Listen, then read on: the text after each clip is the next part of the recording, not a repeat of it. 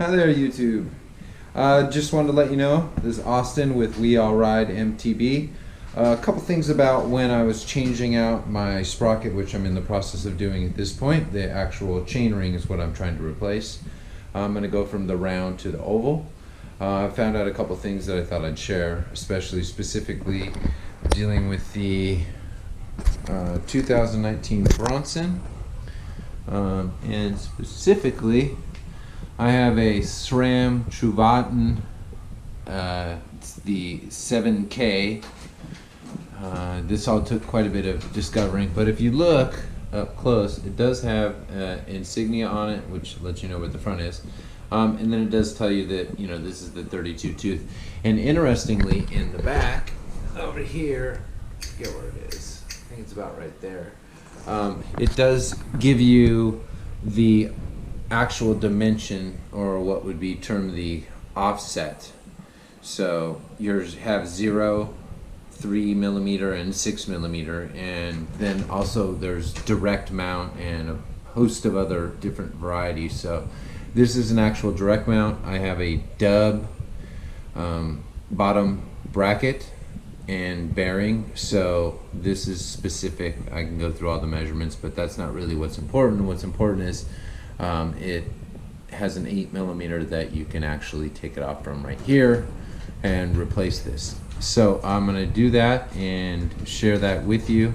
What I did want to share was especially in the back, that it said that this was a 3 millimeter offset, so that's how I replaced it. And I did upgrade to the SRAM XX1 X-Sync, which is a 3 millimeter. So should be pretty cool. Gonna go to the oval, so taking you along. All right.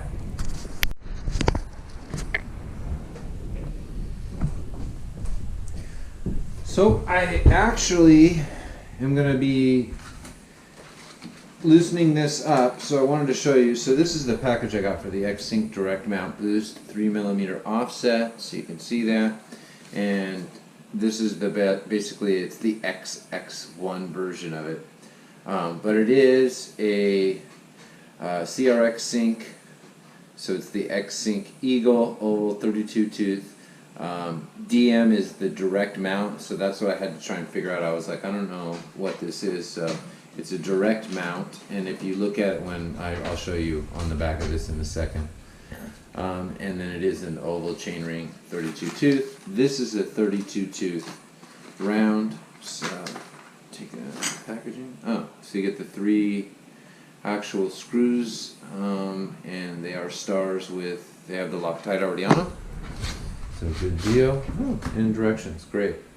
So that's what it looks like if you look at it, and it basically has 3 component lockdown parts, and it's basically a SRAM proprietary. So it's awesome. It's really light, and then it has that sharp tooth configuration. So same size basically, 32 tooth, except for it's oval, so it should get a little bit more push and pull out of it. I'm looking forward to it. And then I got the directions, it looks like, with it, or probably simple.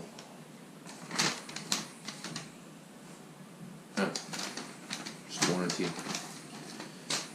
Alright, so I'm going to proceed with taking it off and moving forward. So I do have an actual lug wrench. Or not lug wrench, torque wrench. So I got this a while ago, and I'm going to go ahead and use that to take it off as well. So, all right.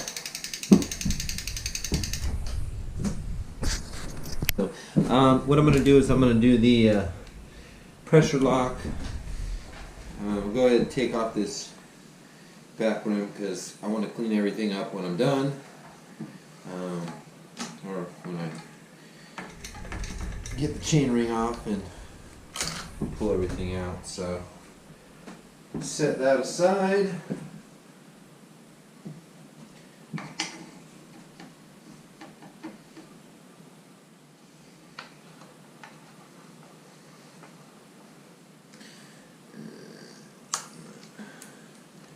I'll put chain ring in, but then what I am going to is take it off because I don't need it on.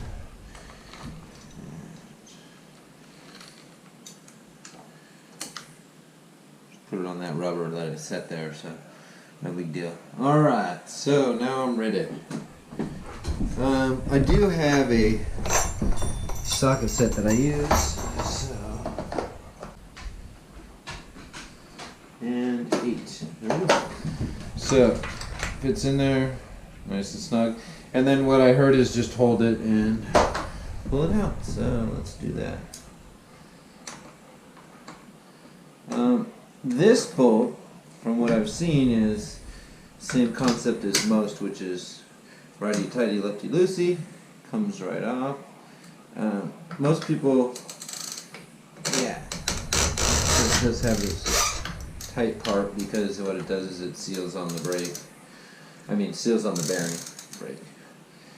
And then once you get that off, it even tells you on the actual bearing cover here what the tightening.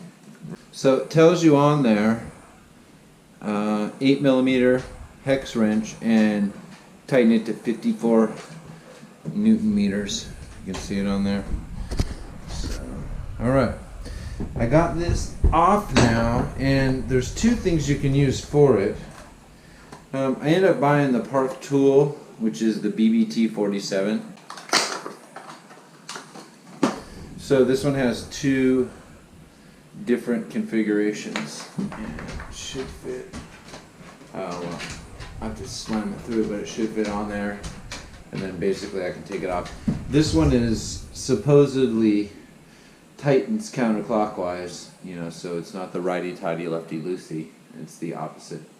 So I'm going to get into that. I'm going to clean everything up. I am going to replace my tape because I have a better view of it. And I'm getting a chain guide and an actual bracket, so looking forward to that. And I can also utilize that down the road. So I'm going to change this out, clean all this up. It's all gucked up from a year of riding, and going to replace it out with the new one, and it should be pretty straightforward. This one actually tells you 3mm offset, and that's what I was telling you on this one. It says it right there. I don't know if you can see it, but it's on there. It says 3mm offset. So, and it also has a serial number, so you could also put in the serial number on the SRAM.com, and it'll bring up, the actual serial number for you. So, all right, I'm gonna swap my stuff out now.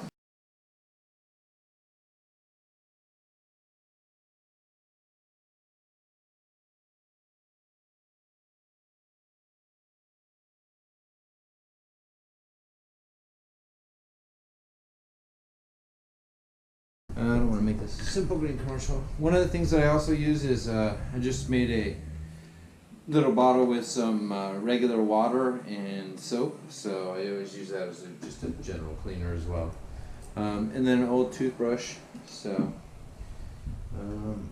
try the old chemicals again. Loosen up the dirt in there.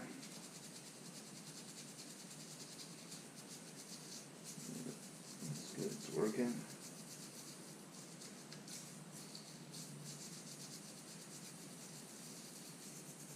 It's like brushing your teeth.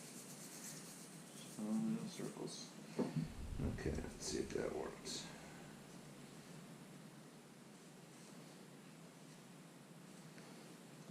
It's better.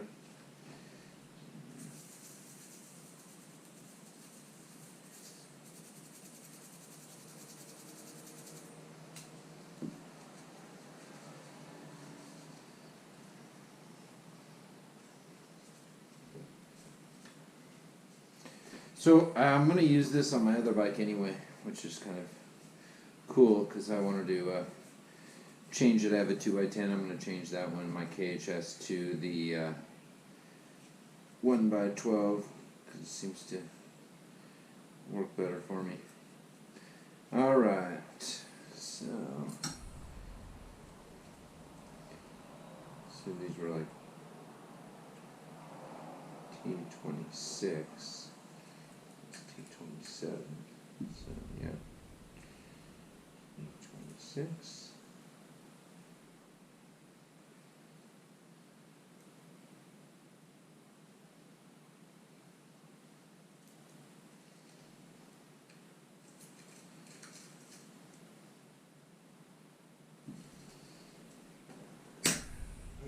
Alright.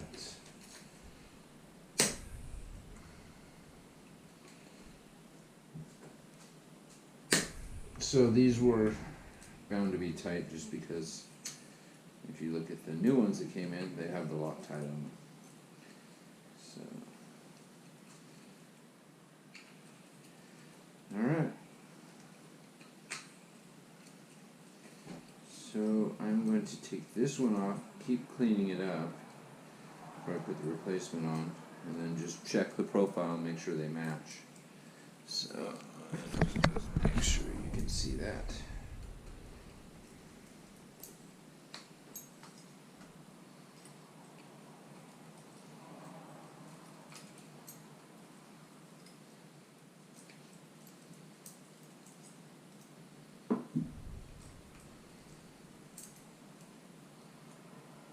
Okay, screws off, and you can see the profile just to kind of show you basically the same exact configuration. It's a new and improved version of it, so pretty cool. Good clean box to store it and transport it. Alright, so got my 3 screws. I want to clean this up pretty good, so what I am going to do is try to get in there with a little brush, because if you can see, there's all kinds of guck in there. What you call it? I'll just be as clean as it can possibly be before I. So.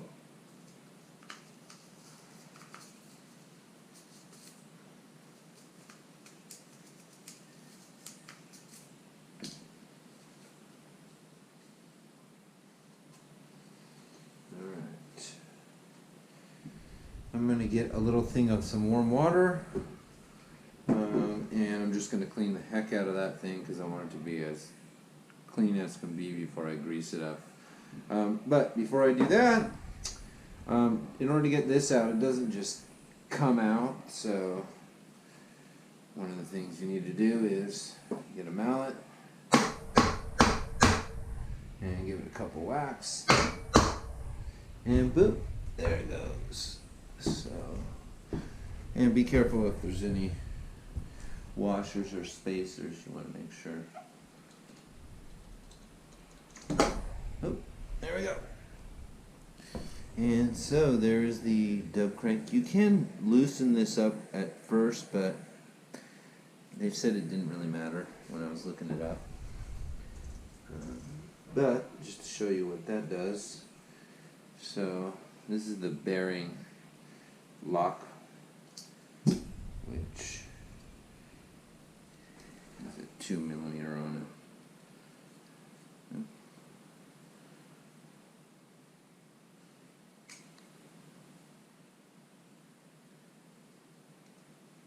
There it is. So 2mm.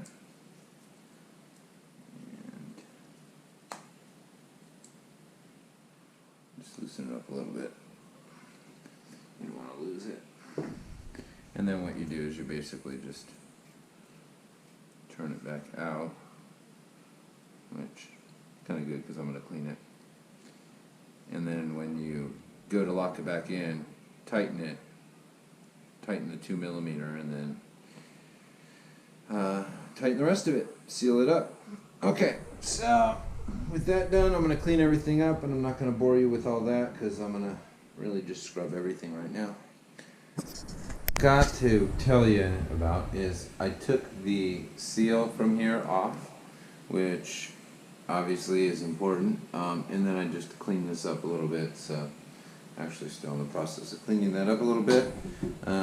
Again, I use isotropic alcohol because it's kind of astringent, but it cleans it and then basically dries off. So, so then with that, everything else is clean. I'm going to put an industrial grease back on it because it's a bearing, and I think that's the best grease for it. There is my cutter. So I use this high temp disc brake because it works. It's awesome. I also have the Poly, the PPL1, because this is also a good one to use. And I'm going to use this on some of the other components. So, like, for example, on this, I'm actually going to use the master disc brake grease because it's more high capacity, and you can see it kind of, you know, has two areas where it has major contact. So I want some high performance grease on that. This one, however, just to have a little bit of, you know, protection from any of the components, I'm just going to put a little bit on around the outside of the new case.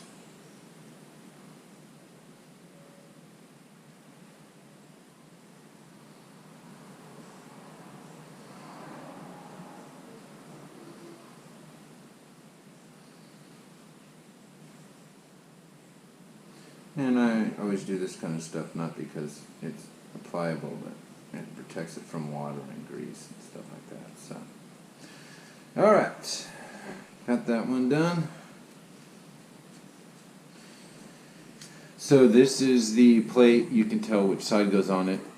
The insignia usually is a good indication. So it'll go on any number of different configurations, but inevitably there's two holes and one, so you have to line it up correctly. With that in mind, which I'm going to do right now. Okay, so it's locked in. I got my 3 screws from them. They already have Loctite on there, which I strongly recommend, especially the screws that you do not use quite often or see or have access to. So just screw those in on there.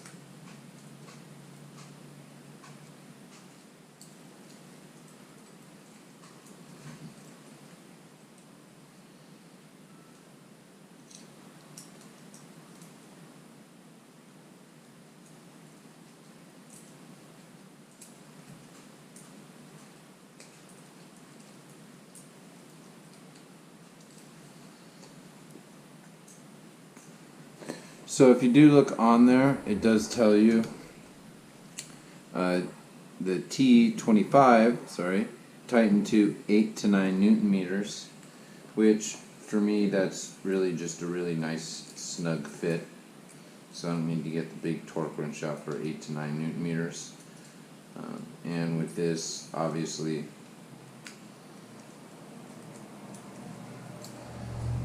tighten it to that, and then it does have the Loctite on there too. So once I got those tightened,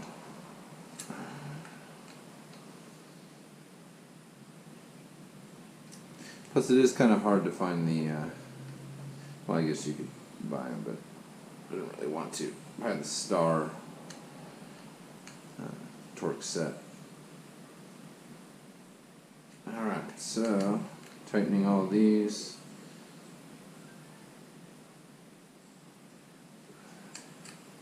And then Newton meters, which is probably overkill at this point.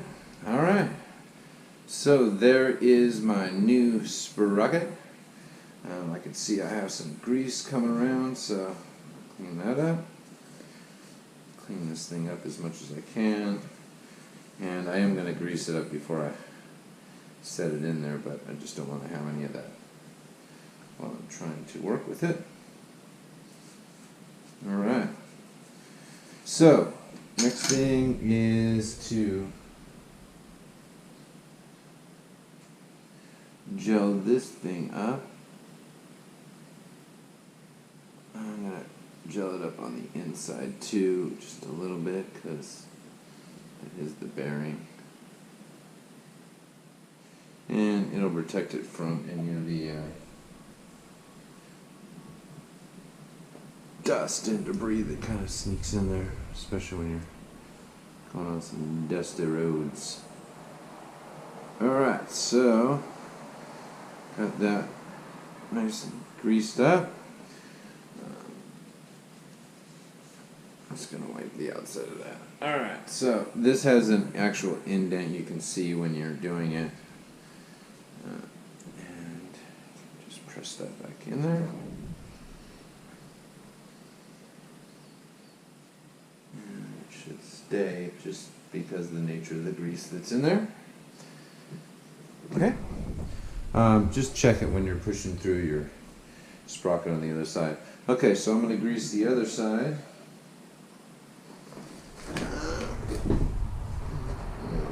Just greasing inside, because I didn't take anything out. That's why it has the locking mechanism on it right here. So, alright. So one of the things they say to do is to grease that up really nice, which I'm just going to grease this, then when it comes through I'll grease it up, because it, protrudes through enough. So, grease this thing up. Especially where the bearing meets it, that's kind of where you want to really give it some extra grease.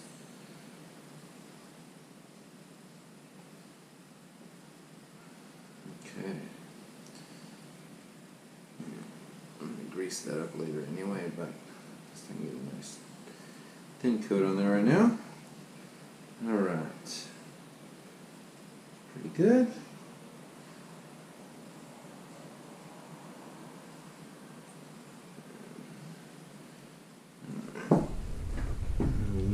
Middle part, but okay, so gonna stick that through.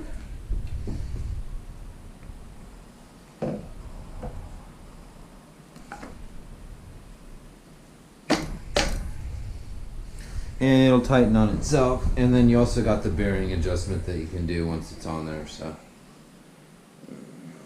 do that afterwards.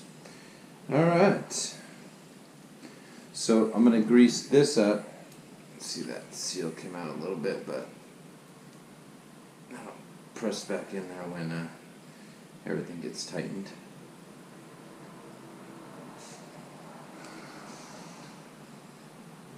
But if you end up getting some play in it, that's probably wise, because that spacer's a little bit off, or isn't setting right. Okay, so I'm going to grease that up. It'll pull it back on there. This one I'm just going to grease up with this stuff.